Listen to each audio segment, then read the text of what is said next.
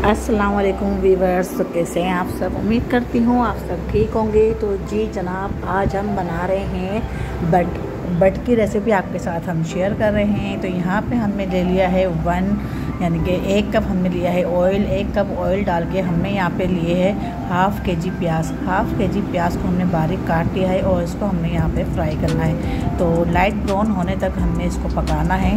तो बट को जो हमने ओवरनाइट पका दिया था, इसके अंदर लहसुन डाल के हमने इसको समझे 4 घंटे हमने हल्की आंच पे इसको गला लिया था, क्योंकि ये गलने में टाइम लेती है। तो इसको हमने 4 घंटे हमने इसको पका लिया था। 4 घंटे बाद फिर हमने इसमें जो लहसुन डला था वो लहसुन हमने निकाल लिया।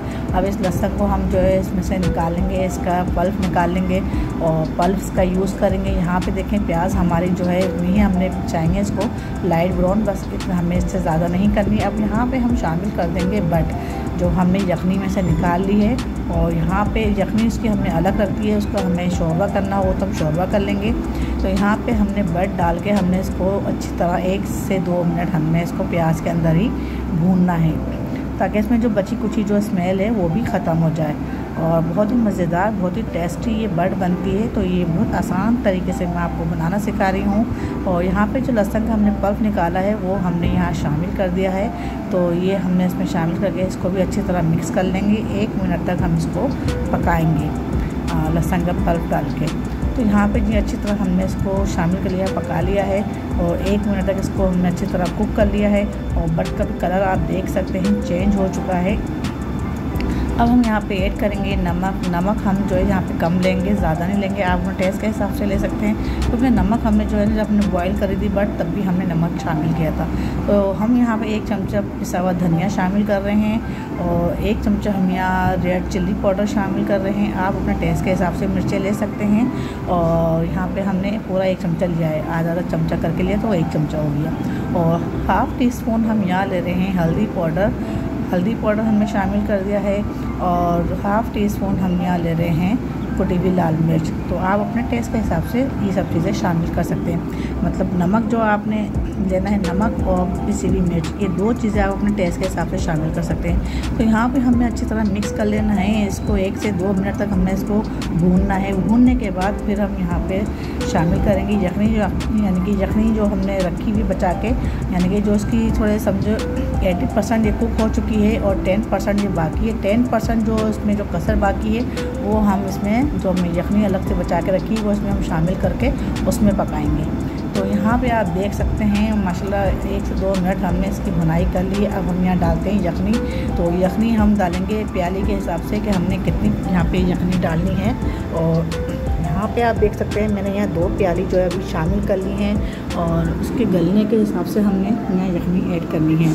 तो यहाँ पे हमने 3 प्याली देखें यखनी डाल दी है, क्योंकि हमें इतनी ही पानी की ज़रूरत है। तो कच्चा पानी आप शामिल नहीं करिएगा। अगर आपके पास यखनी नहीं है तो आप जो है फिर कच्चा पानी शामिल कर सकते हैं, वो भी कच्चा नहीं, बॉयल पानी डालिएगा, इससे ऐड सकती है। तो इसको हम कवर कर देंगे 1 घंटे के लिए। 1 घंटे बाद हम चेक करते हैं, हल्की आंच पे हमने पकाई है। तो देखें माशाल्लाह सुभान अल्लाह बहुत अच्छी खुशबू आ रही है और 1 घंटे में ये पक गया। इसका पानी भी जो है सब ड्राई हो चुका है। तो अब हम यहाँ पे इसकी करते हैं भुनाई अच्छे से यहाँ पे करनी है। अगर भुनाई आपने नहीं करी है तो समझें आपकी रेसिपी जो है बेकार हो सकती है। तो सबसे मेन चीज़ भुनाई है। अब हम यहाँ पे शामिल करेंगे दही हमने यहाँ पे लिया है 1.5 पाव हमने दही यहाँ शामिल कर लिया है। इसको अच्छी तरह हमने फेंट लिया था ताकि इसमें गुठलियाँ ना रह जाएँ, दाना ना रह जाए। तो अभी बीच में हम इसको अच्छी तरह मिक्स करेंगे, दही को बीच में अच्छी तरह मिक्स करने के बाद फिर हम इसको चलाएंगे, अच्छी तरह मिक्स कर लेंगे। फिर हम इसको 1 से 2 मिनट हम इसको चलाएंगे ताकि दही सब बट में शामिल हो जाए, अच्छी तरह कुक हो जाए। और दही का जो पानी, यानी कि दही अपना पानी छोड़ेगा, तो फिर दही का पानी ड्राई करने के लिए हमने यहाँ पे इसको कवर करना है। कवर करेंगे हम यहाँ पे 5 से 10 मिनट हल्की आंच पे। तो 5 से 10 मिनट हो चुके हैं। चेक करते हैं यहाँ पे क्या लुक आया है। माशाल्लाह सुभान अल्लाह, आप देख सकते हैं बट का क्या ज़बरदस्त लुक आया है। बहुत ही मज़ेदार सी बट बन के तैयार हुई है।